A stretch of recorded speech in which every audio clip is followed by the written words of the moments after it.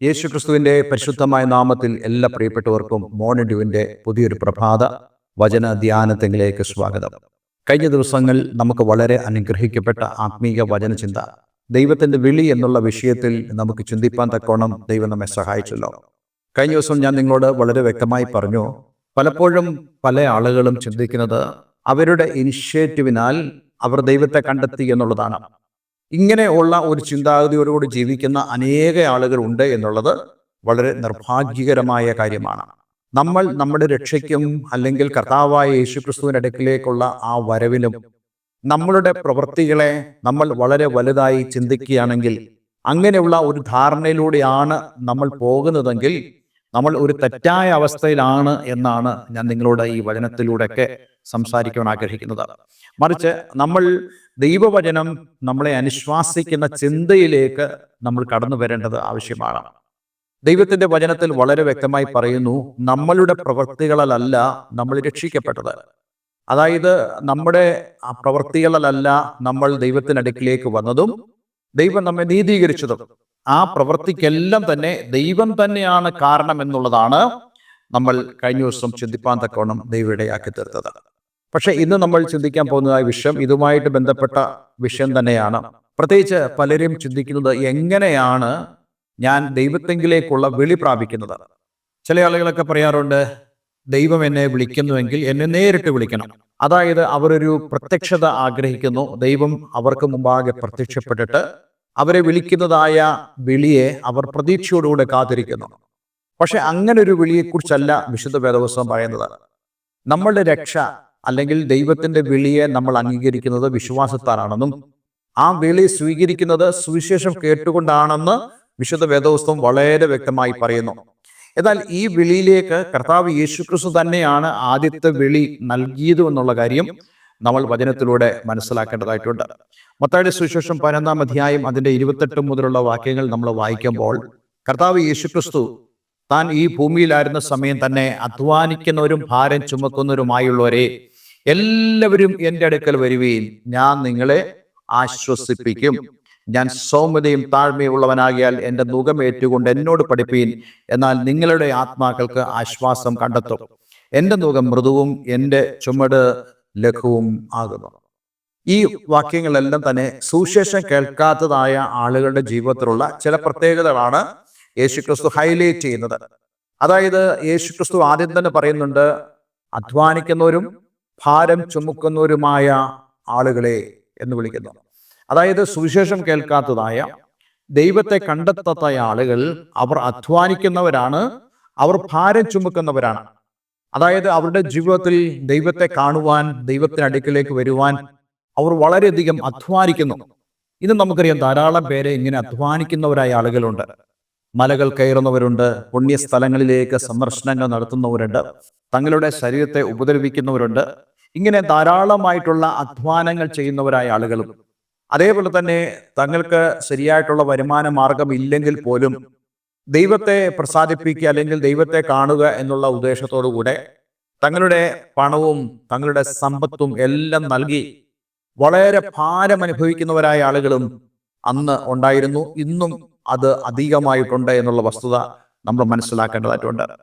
അവരുടെ എല്ലാം തന്നെ കർത്താവ് വിളിച്ചു പറയുന്നു, അധ്വാനിക്കുന്നവരും ഭാരം ചുമക്കുന്നതിനുമായുള്ളവരെ എല്ലാവരും എൻ്റെ അടുക്കൽ വരുവേ. യേശുക്രിസ്തു വിളിക്കുന്നത് തൻ്റെ അടുക്കിലേക്കാണ്. സുവിശേഷത്തിന്റെ വിളി എന്ന് പറയുന്നത് യേശുക്രിസ്തുവിന്റെ അടുക്കിലേക്കുള്ള വിളിയാണ്.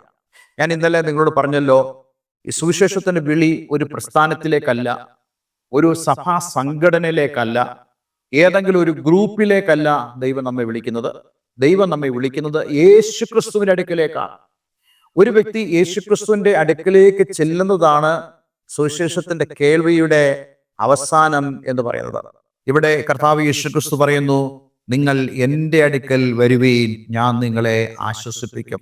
യേശുക്രിസ്തുവിന്റെ അടുക്കൽ വരുന്നവരായ ആളുകൾ ഇപ്രകാരമുള്ള ജീവിതത്തിന്റെ അധ്വാനങ്ങൾ, അതായത് ദൈവത്തെ കാണുവാൻ, ദൈവത്തെ കണ്ടെത്തുവാൻ ശ്രമിക്കുന്നതായ അധ്വാനങ്ങളിൽ നിന്നും, അതേപോലെ തന്നെ അതിനുവേണ്ടിയുള്ള ഭാരം ചുമക്കുന്ന അവസ്ഥയിൽ നിന്നും അവർക്ക് ഒരു മാറ്റമുണ്ടാകും. എങ്ങനെ? യേശുക്രിസ്തുവിന്റെ അടുക്കിലേക്ക് വരുന്ന വഴി.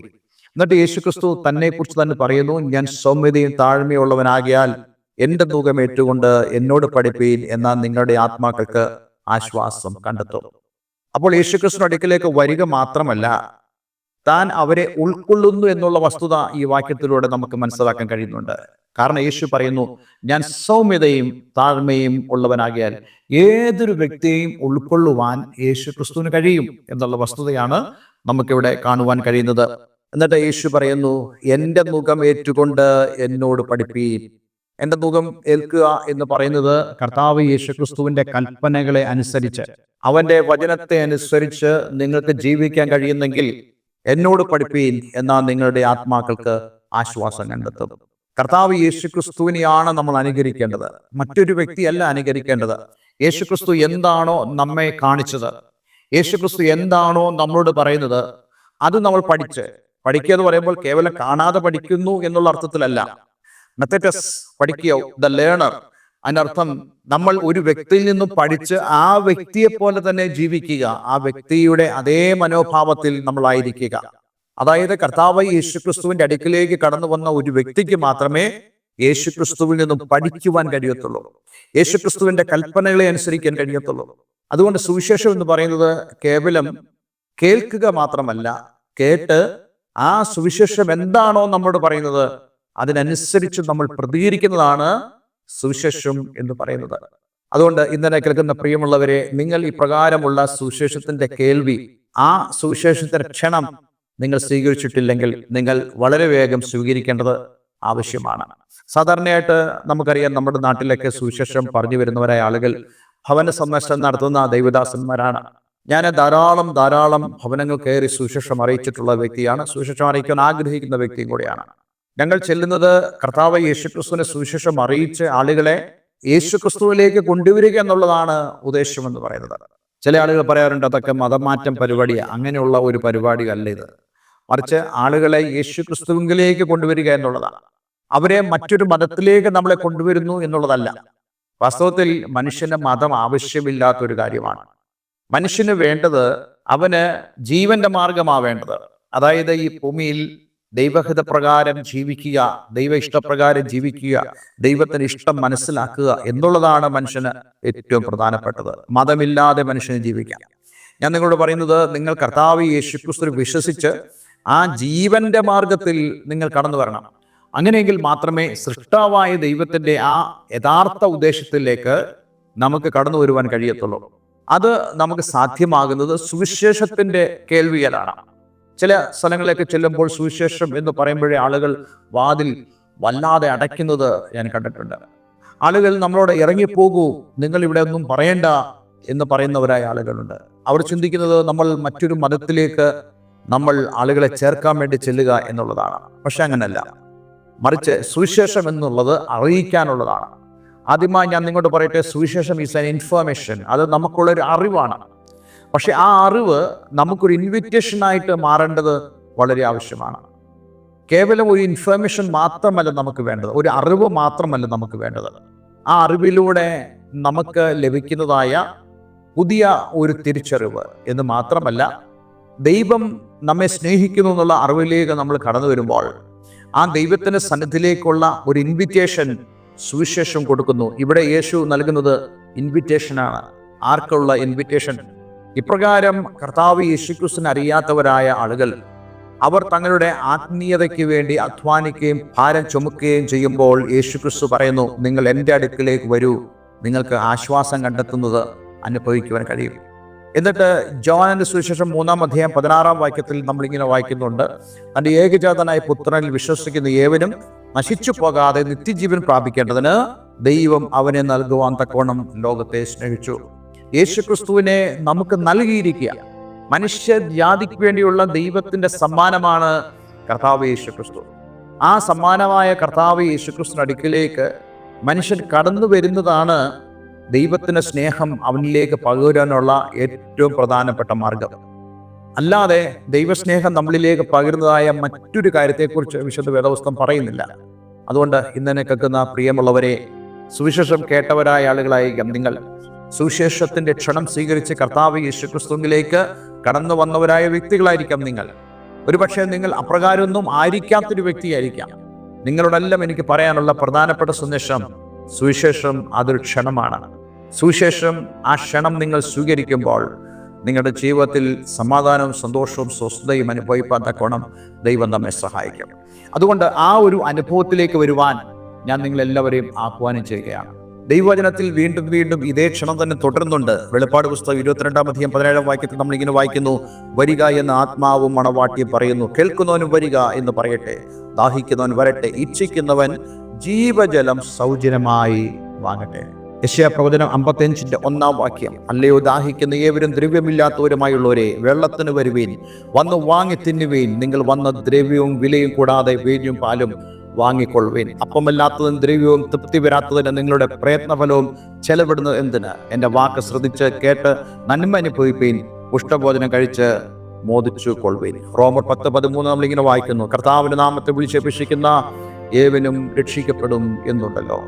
യോഹന്നാൻ 7:37 യേശുക്രിസ്തു ഇപ്രകാരം പറഞ്ഞു, ഉത്സവത്തിന് മഹാദിനമായ ഒടുക്കത്തെ നാളിൽ യേശു നിന്നുകൊണ്ട് ദാഹിക്കുന്നവനെല്ലാം എൻ്റെ അടുക്കൽ വന്ന് കുടിക്കട്ടെ, എന്നിൽ വിശ്വസിക്കുന്നതിൻ്റെ ഉള്ളിൽ നിന്ന് തിരുവെഴുത്ത് പറയുന്ന പോലെ ജീവജലത്തിന് നദികൾ ഒഴുകും എന്ന് വിളിച്ചു പറഞ്ഞു. നോക്കൂ, ഇതെല്ലാം തന്നെ സുവിശേഷത്തെക്കുറിച്ചുള്ള വളരെ പ്രധാനപ്പെട്ട ഇൻവിറ്റേഷനുകളാണ്. ആ ക്ഷണത്തിലൂടെ ദൈവം നമ്മോട് പറയുന്നു നാം അവൻ്റെ അടുക്കിലേക്ക് വരുവാൻ.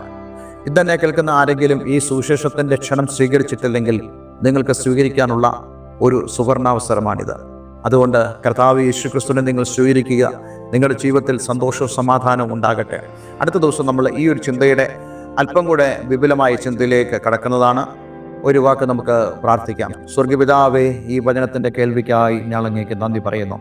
ഇന്നലെ കേൾക്കുന്ന ആരെങ്കിലും സുവിശേഷത്തിൻ്റെ ക്ഷണം സ്വീകരിച്ച് കർത്താവ് യേശുക്രിസ്തുവിലേക്ക് അവർക്ക് കടന്നു വരുവാൻ ആഗ്രഹമുണ്ടെങ്കിൽ അവരുടെ ജീവിതത്തിൽ ഇന്നു മുതൽ ആ ഒരു അനുഗ്രഹവും നന്മയും ഉണ്ടാകട്ടെ.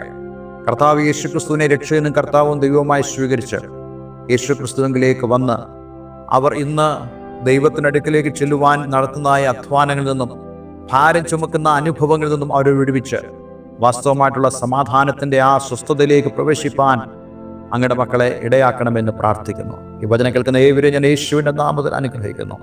പ്രാർത്ഥന കേട്ടതിന് നന്ദി. യേശുക്രിസ്തുവിൻ നാമത്തിൽ തന്നെ. ആമേൻ, ആമേൻ.